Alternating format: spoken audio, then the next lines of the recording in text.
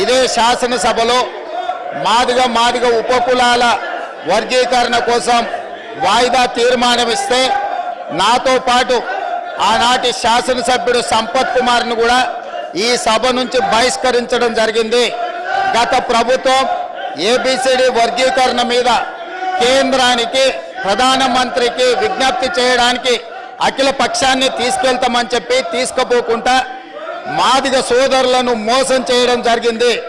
కానీ డిసెంబర్ 3, 2023 నాడు ప్రజాప్రభుత్వం బాధ్యత తీసుకున్న తర్వాత తక్షణమే మా ఉప ముఖ్యమంత్రి గారి సూచన మేరకు మాజీ ఉప ముఖ్యమంత్రి ప్రస్తుత మంత్రి దామోదర్ రాజనరసింహ గారి నేతృత్వంలో మా శాసనసభ్యులందరినీ అడ్వకేట్ జనరల్ని ఢిల్లీకి సుప్రీంకోర్టుకు పంపించి న్యాయ కోవిధులతో చర్చించి సుప్రీంకోర్టులో బలమైన వాదనను తెలంగాణ రాష్ట్ర ప్రభుత్వం కాంగ్రెస్ ప్రభుత్వం వినిపించడంతో ఈనాడు సుప్రీంకోర్టు మాదిగ ఉపకులాల వర్గీకరణకు అనుకూలమైన తీర్పునివ్వడం జరిగింది.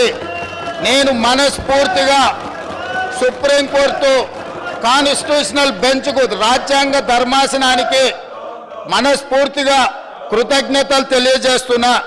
7 మంది జడ్జిలలో 6 మంది జడ్జిలు రాష్ట్రాలకు ఏబిసిడి వర్గీకరణ చెయ్యడానికి అనుమతి ఇచ్చింది.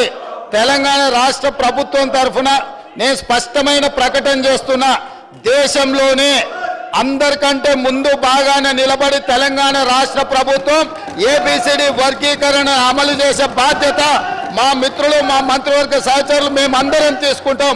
అవసరమైతే ఇప్పుడు ఇచ్చిన ఉద్యోగ నోటిఫికేషన్లలో కూడా వర్గీకరణను అమలు చేయడానికి అవసరమైతే ఆర్డినెన్స్ తీసుకొచ్చి మాదిగ సోదరులకు న్యాయం చేసే బాధ్యత మేము తీసుకుంటాము.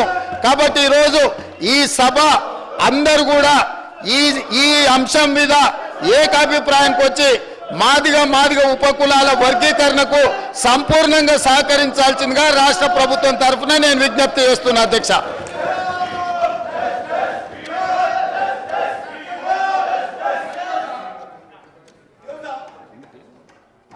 आप जाइए, आपके प्लेस में जाइए, मैं दे रहा हूं, जाइए.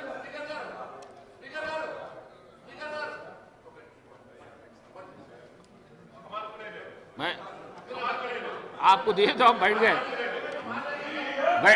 आप बात करो, अकबर साहब आप बात करो. महेश्वर रेड्डी गारू 1 मिनट वार माट दे दो सर, दे दे. अच्छा మాట్లాడు. ధన్యవాదాలు స్పీకర్ గారు. ఇప్పుడే సుప్రీంకోర్టు ఇచ్చినటువంటి తీర్పు ఎస్సీ ఎస్టీ వర్గీకరణకు అవసరమైనటువంటి సుప్రీంకోర్టు చరిత్రాత్మకమైనటువంటి తీర్పు వెలువరించింది.